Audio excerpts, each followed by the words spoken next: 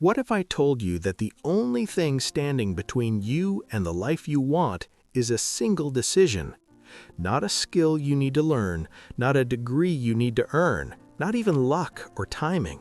Just one decision: to act as if you're already the person you want to become. In 1961, a young boxer named Cassius Clay walked into a gym and declared to anyone who would listen, "I am the greatest." He hadn't won a world championship yet. He hadn't even fought most of the top contenders, but he acted as if he was already the champion. 3 years later, he proved himself right and became Muhammad Ali, the greatest boxer of all time. But here's what most people miss. Ali didn't become confident after he became champion. He became champion because he was confident first. This is Welcome to a journey that will fundamentally change how you see yourself in your potential. In this video, I will share you through one of the most powerful psychological principles ever discovered, a principle that has been used by the most successful people throughout history, often without them even realizing it.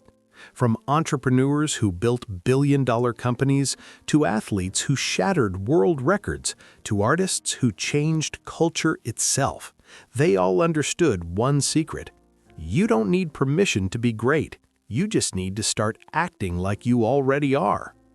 Now, I know what you're thinking. Isn't that just fake it till you make it? Isn't that being inauthentic? No, and I'll prove it to you. Acting as if isn't about lying to yourself or others. It's about closing the gap between who you are and who you're capable of becoming. It's about Chapter 1, The Psychology of Acting As If, the Mind-Body Connection.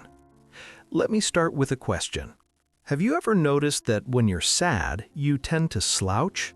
Your shoulders drop, your head hangs, your breathing becomes shallow. Now here's the fascinating part. This relationship works in reverse too. In 2010, researchers at Columbia and Harvard conducted a groundbreaking study. They had participants hold either powerful poses, standing tall, chest out, hands on hips, or weak poses, hunched, arms crossed, making themselves small. After just 2 minutes, they tested the participants' hormone levels. Those who held powerful poses had a 20% increase in testosterone, the confidence hormone, and a 25% decrease in cortisol, the stress hormone. Those who held weak poses showed the opposite pattern. 2 minutes, that's all it took for their physiology to change. But here's where it gets even more interesting. These hormonal changes didn't just make them feel different, they actually made them perform differently. In subsequent risk-taking tests, those who had held powerful poses were 45% more likely to take calculated risks, the kind that lead to success. This is the foundation of acting as if. Your mind follows your body, and your reality follows your mind. The self-fulfilling prophecy. In 1968, researchers Rosenthal and Jacobson conducted an experiment that would change education forever. They told teachers that certain students in their class were intellectual bloomers who would show remarkable growth that year. Here's the twist: these students were chosen completely at random. Yet by the end of the year, those randomly selected students actually did show significantly higher IQ gains than their peers. Why? Because the teacher's expectations changed how they interacted with those students. They gave them more attention, more challenging work, more encouragement.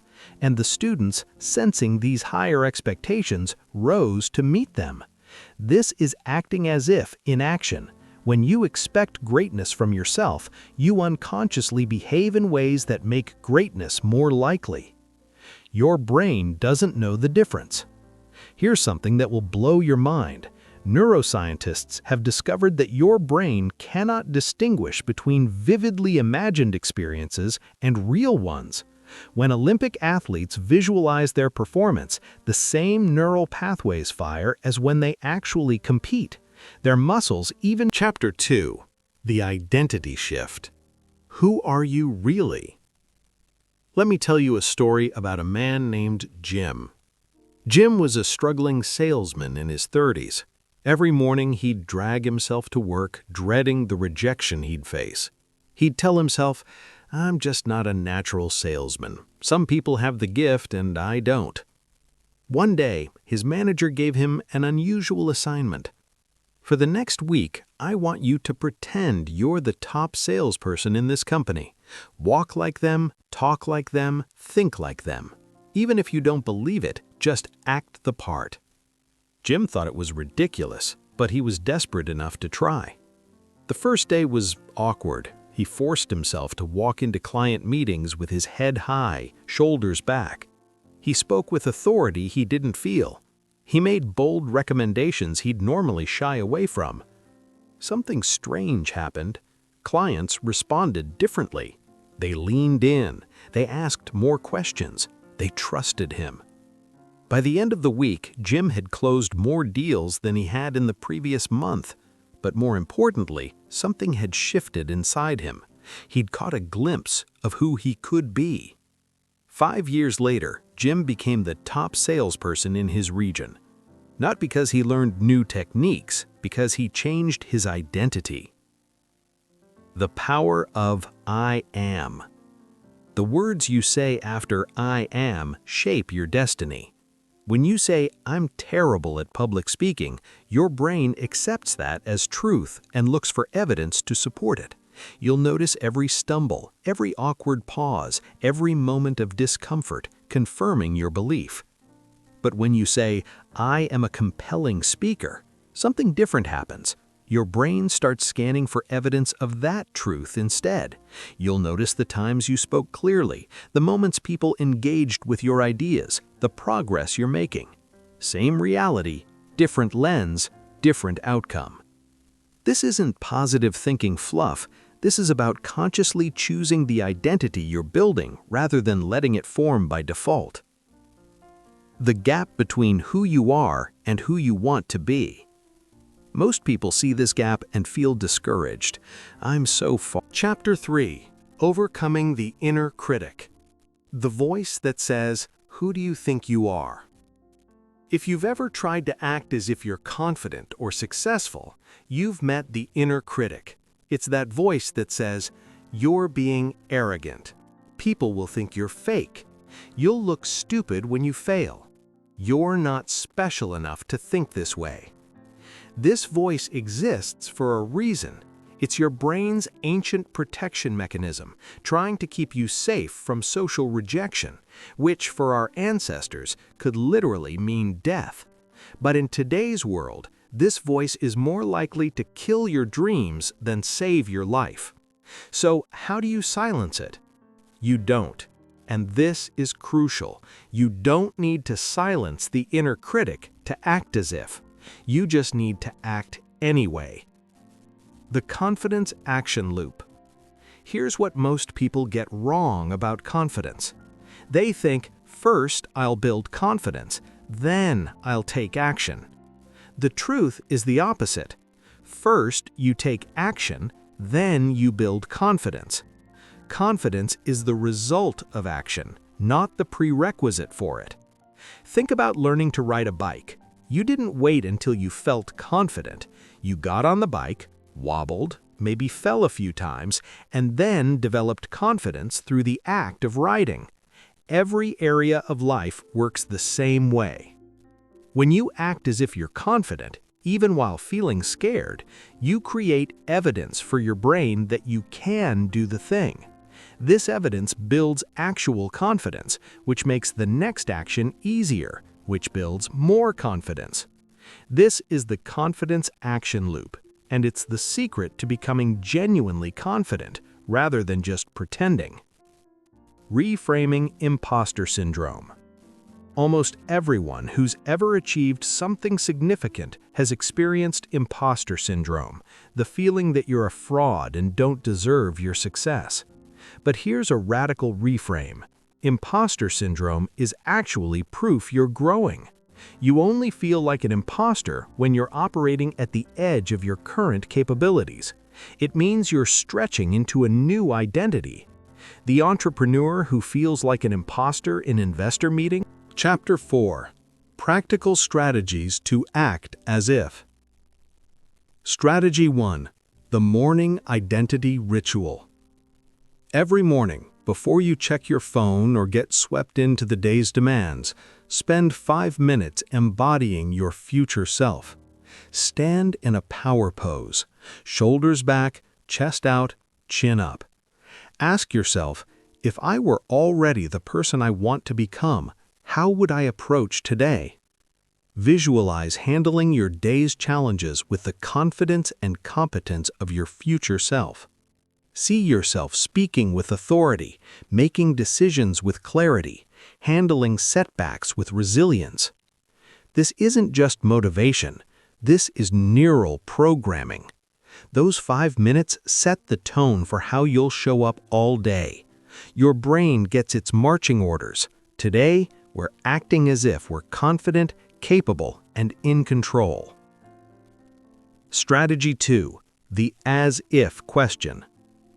Throughout your day, whenever you face a decision or challenge, pause and ask, if I were already successful, confident, and capable, what would I do right now? Would you send that email proposing the big idea? Do it. Would you speak up in the meeting? Do it. Would you approach that potential client or collaborator? Do it. Would you set that audacious goal? Do it. The as-if question bypasses your current limitations and connects you directly to your potential. Strategy 3. Dress the part. This might sound superficial, but research consistently shows that what you wear affects how you think and perform, a phenomenon psychologists call enclothed cognition. In one study, participants who wore a doctor's white coat showed increased attention and careful thinking compared to those who wore street clothes or were told the coat belonged to an artist. What you wear changes how you think about yourself. If you want to feel like a successful professional, dress like one, even when working from home. If you want to feel athletic and energetic, wear workout clothes. If you want to feel creative, dress in a way that expresses that creativity. Your clothing sends a signal to your brain about who you are and how you should behave. Strategy 4. Change your vocabulary. The language you use shapes your reality. Stop saying, "I'm trying to," implies possible failure. Say, "I'm working on." "I hope to," implies uncertainty. Say, "I will," or "I'm planning to." "I can't," limits possibility. Say, "I haven't yet," or "I'm learning to." "I'm not good at," fixed identity. Say, "I'm developing my skill in." These might seem like small changes, but they compound over time. Your self-talk is the most important conversation you'll ever have. Make it empowering. Strategy 5. Collect evidence of your capability. Your brain is a confirmation bias machine. Whatever you tell it to look for, it will find. Start a wins journal where you record daily evidence of your capability. Challenge. Chapter 5. Acting as if in specific situations. In career and business. When you walk into a job interview, don't act as if you're hoping for their approval. Act as if you're evaluating whether this opportunity is the right fit for you, because you are. When you pitch your business idea, don't act as if you're begging for a chance. Act as if you're offering a valuable solution to a real problem, because you are. When you negotiate your salary, don't act as if you should be grateful for whatever they offer. Act as if you know your value and expect to be compensated fairly, because you should. Real example. A client of mine, Tom, was consistently underpaid in his tech career. When I asked him why he never negotiated, he said, "I don't want to seem greedy or ungrateful." I challenged him, "If you were already a respected senior engineer making what you deserve, would you accept an offer below market rate?" The answer was obvious, no.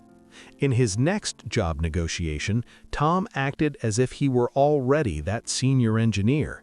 He researched market rates, knew his value, and confidently stated his requirements. Result? He got a 40% salary increase and better benefits, not because he learned some negotiation trick, but because he showed up differently. In relationships and social situations, if you want to be seen as interesting and charismatic, act as if you already are, not by talking about yourself, but by being genuinely curious about others. Confident people don't worry about whether others like them. They're too busy being interested in those around them. When you walk into a room of strangers, don't act as if you're an outsider hoping to fit in. Act as if you belong there, and you'll be welcomed. In health and fitness, an out-of-shape person who wants to get fit says, "I need to lose weight before I can be athletic." An athletic person says, "I'm an athlete, so I train and fuel my body accordingly." See the difference? When you act as if you're already athletic, making food choices like an athlete, moving like an athlete, recovering like an athlete, your body follows your identity. In creative pursuits, the aspiring writer says, "I'll call myself a writer once I'm published." The professional writer says, "I'm a writer because I write." If you want to be creative, act as if you already are. Create daily, study the craft, share your work, connect with other creators. You don't need permission or validation to claim the identity. You claim it through consistent action. Chapter 6. The Transformation. The moment everything changes. There comes a moment in this process, and it's different for everyone, when you realize something profound. You're not acting anymore. You've become. The confidence you are embodying has become genuine. The identity you were trying on has become who you are. This happens gradually, then suddenly. One day you look back and realize you haven't thought about acting as if in weeks because you simply are. The entrepreneur is no longer pretending to be confident in client calls. They're genuinely confident because they've solved real problems for real clients. The athlete is no longer forcing themselves to train. They train because that's what athletes do, and they're an athlete. The writer is no longer questioning whether they're really a writer. They write, therefore they are.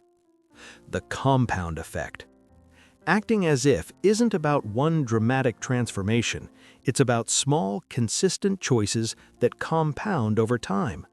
Each time you choose to act as your future self rather than your current self, you're casting a vote for that identity.